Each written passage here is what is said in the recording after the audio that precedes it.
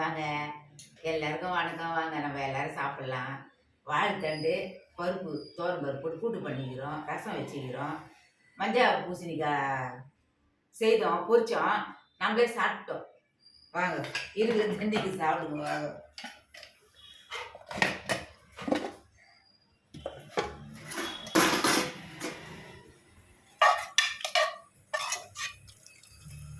வாழைக்காய் கூட்டா? ஆமாப்பா. வாழைக்காவா முள்ளங்கியா? வாழைத்தண்டு கூட்டு. இந்த பேர் அந்த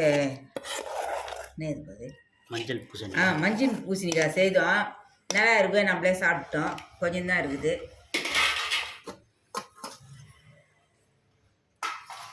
சாப்பாடு, இந்த ரசம், இந்த தண்ணி வச்சுருக்குறோம்.